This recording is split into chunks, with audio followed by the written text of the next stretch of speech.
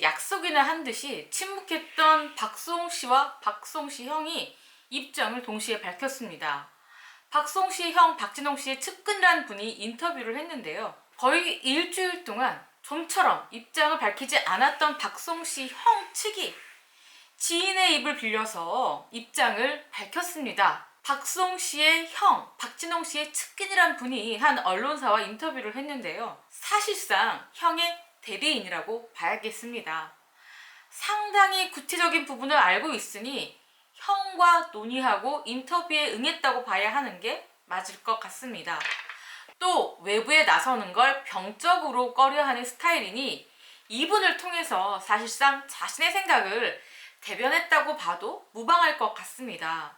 박수홍 씨의 재산 상태, 자신의 재산, 그리고 또 어떻게 재산을 형성했는지, 그리고 자린고비 코스프레를 했는지 안 했는지, 마지막으로 박수홍 씨에 대한 생각까지 모두 인터뷰에서 밝혔습니다.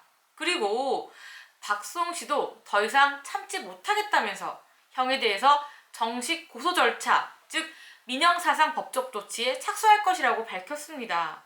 자, 그리고 조만간 엄청난 충격적 사실이 추가로 공개됩니다. 제3의 인물이 등장해서 이 사건을 엄청나게 큰 파고로 몰고 갈 것으로 보이는데요. 박수홍 씨와 박수홍 씨 형의 본격적인 2라운드가 예상됩니다. 자, 지금부터 제가 박수홍 씨 형과 박수홍 씨가 주장하고 있는 것들에 대해서 조목조목 이야기해 드리겠습니다. 우선 박진홍 씨, 박수홍 씨 형에 대한 입장입니다.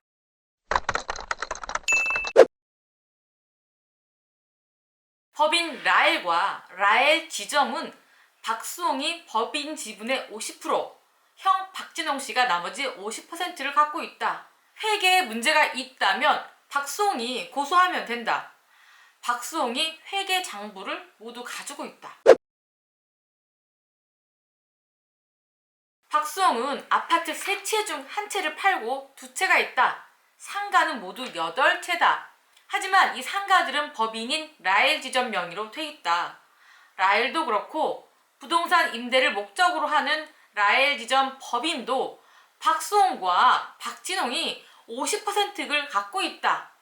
박진홍 대표의 지분 50% 중에서 박진홍 20%, 아내 이모 씨 10%, 딸 10%, 아들 10%로 나뉘어 있다. 월세가 4천만 원이라고 알려졌는데 실제로는 2,200만 원이고 대출 이자 등 월세로 나간다.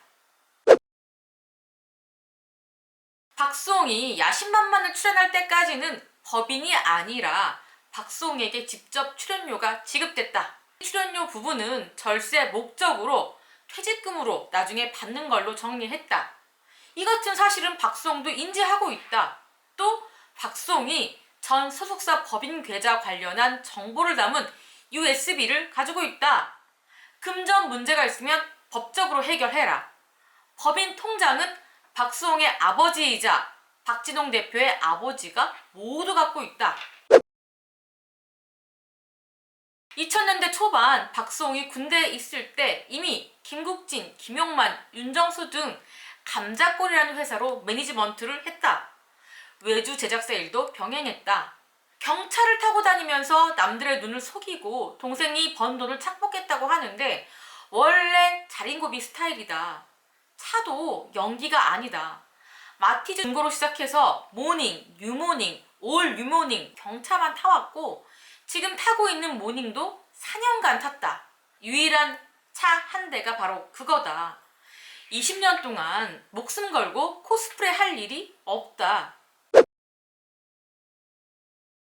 딸은 미대 입시를 준비 중인 것은 맞다. 월 50만 원짜리 과외를 받고 있다. 평범한 고등학생으로 입시 준비를 하고 있지 유학 계획은 없다. 박진홍 씨 아내도 명품백이라고 할 만한 게 한 개다. 그것도 시어머니 지인숙 씨가 준 것이다.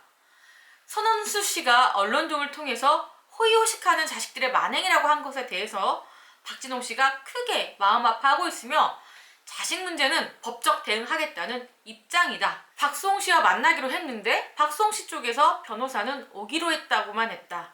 박진홍 대표가 박수홍 변호사를 만나서 무엇을 하겠는가? 박수홍 씨의 집과 어머니 지인숙 씨 집은 불과 300m 떨어져 있고 바로 그 옆에 박진홍 대표의 집이 있다.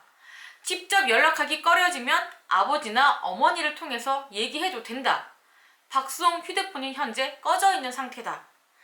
박진홍 씨는 박수홍에게 만나자는 연락이 오면 당장 만날 의향이 있다고도 주장했습니다. 하지만 박수홍 씨는 변호사를 통해서 형의 주장과는 상반된 주장을 펼쳤습니다.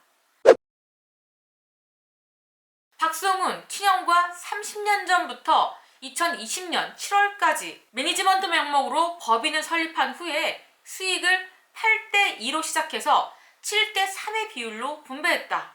또 법인의 모든 매출도 박수홍으로부터 발생한다. 그러나 친형 및 그 배우자는 7대3이라는 배분 비율도 지키지 않았을 뿐만 아니라 법인 카드를 개인 생활비로 무단 사용했고 출연료 정산 미이행, 각종 세금 및 비용을 박수홍에게 부담시켰다. 뿐만 아니라 법인의 자금을 부당하게 개인 용도로 사용하거나 인출하고 일부 횡령 사실이 발견됐다. 모든 수익이 박수홍의 방송 출연료로만 이루어진 법인임에도 불구하고 박수홍의 지분은 하나도 없고 지분 100%가 친형 및 그의 가족으로 되어 있다. 박수홍 씨 측은 2020년 1월 친형 명의의 법인이 새로 설립된 것을 확인했다. 여기에 자본금이 17억 원이 투입된 것을 확인했으며 이에 대한 자금 출처를 담당 세무사에게 무려 7번에 걸쳐 소명 요청했으나 이에 일절 응답하지 않고 있다. 친형이 5대5 지분을 갖고 있다고 주장하는 서울 마곡동 상가와 토지와 건물분 계정별 원장을 보면 박수홍의 이름은 없고 모두 친형 및 그의 가족으로만 되어 있다.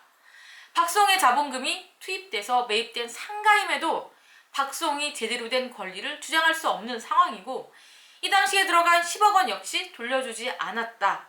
게다가 모든 자금에 대한 계약을 7대3으로 약속했음에도 이 상가는 유독 5대5라고 주장하고 있다. 앞뒤가 맞지 않는다. 라고 주장하고 있습니다. 자, 여러분 어떻게 들리십니까? 주장이 상당히 반대입니다.